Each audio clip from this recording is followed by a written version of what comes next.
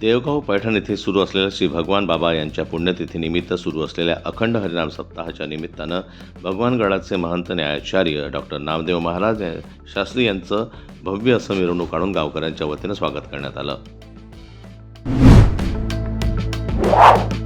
नागपूर शहरात चारित्र्यावर संशय घेत दारुड्या पतीनं पत्नीला ठार केल्याची धक्कादायक घटना समोर आली आहे. ही थरारक घटना 31च्या रात्री यशोधरानगर पोलीस ठाण्याच्या हद्दीतील किनखेडे लेआउट इथं घडली. पोलिसांनी खुनाचा गुन्हा दाखल करून मारेकरी पतीला अटक केली आहे.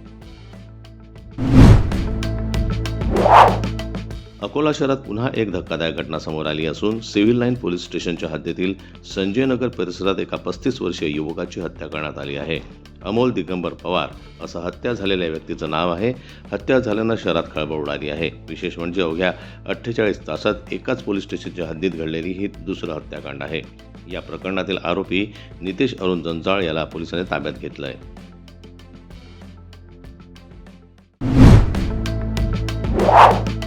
उमेदवारी अर्ज मागे घेण्याच्या शेवटच्या दिवशी सर्वच पक्षांनी डोकेदुखी चांगलीच वाढली असं आहे. ऐनवेळी काही उमेदवारांनी निवडणुकीतून माघार घेतल्यामुळं विरोधी पक्षाचे उमेदवार विजयी झाले आहेत. आतापर्यंत महाविकास आघाडीमधील अनेक उमेदवारांनी निवडणुकीतून माघार घेतली आहे. याचा थेट फायदा हा महायुतीला झाला आहे. महायुतीचे अनेक उमेदवार हे बिनविरोध निवडून आले आहेत. राजकीय वर्तुळातून मोठी बातमी समोर येत असून शिवसेना ठाकरे गटाला देखील मोठा धक्का बसला आहे. अनेक उमेदवारांनी अर्ज माघारी घेतल्यानंतर आता निवडणुकीचं चित्र स्पष्ट झालं आहे. 4 जानेवारीपासून प्रचाराला सुरुवात होईल.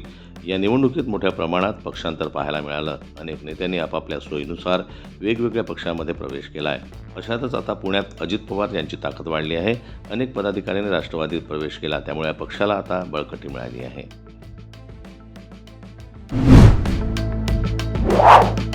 अनेक उमेदवारांनी ऐनवेळी आपली उमेदवारी अर्ज मागे घेतल्यानं अनेक पक्षांना धक्का बसला आहे. त्यामुळं काही ठिकाणी विरोधी पक्षाचे उमेदवार बिनविरोध निवडून आले आहेत. महानगरपालिका निवडणुकीच्या तोंडावर भारतीय जनता पक्षामध्ये जोरदार पक्षप्रवेश झाले होते. ऐनवेळी पक्षात प्रवेश केलेल्या लोकांना भाजपकडून महापालिकेचं तिकीट देण्यात आलं होतं, तर निष्ठावंतांना डावलण्यात आलं. त्यामुळं भाजपात देखील मोठी बंडखोरी झाली होती. मात्र उमेदवारी अर्ज मागे घेण्याच्या शेवटच्या दिवशी ही बंडखोरी रोखण्यात भाजपला यश आलंय.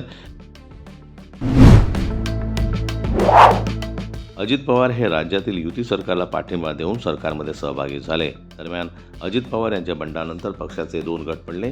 राष्ट्रवादी अजित पवार गट आणि दुसरा राष्ट्रवादी शरद पवार गट. त्यानंतर पक्षाचं चिन्ह आणि नाव देखील अजित पवार यांनाच मिळालं. तर राष्ट्रवादी शरद पवार गटाला तुतारी हे चिन्ह देण्यात आलं.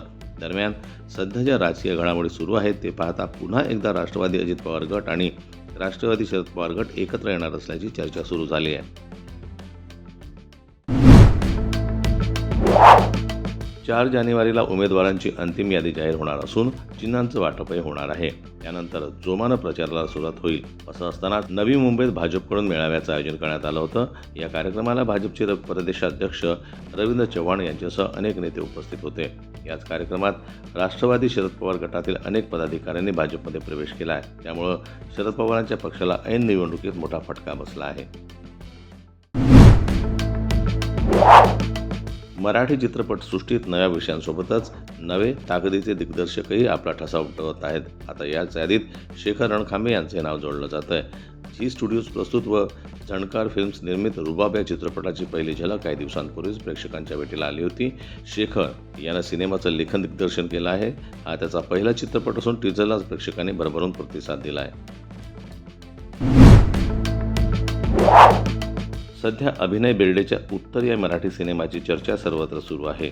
उत्तर या सिनेमाला प्रेक्षकांचा भरघोस प्रतिसाद मिळतोय. हा सिनेमा धुरंधर सिनेमाला बॉक्स ऑफिसवर टक्कर देताना दिसतोय. आई आणि मुलाच्या नात्यावर आधारित असलेल्या या सिनेमानं प्रेक्षकांच्या मनात घर केलं आहे. उत्तर या सिनेमाचे शोसुद्धा हाऊसफुल होत आहेत. अशातच आता सोशल मीडियावर एक व्हिडिओ शेअर करण्यात आला आहे. या व्हिडिओमध्ये अभिनय बेर्डेला त्याच्या कामाची पोचपावती मिळताना दिसते.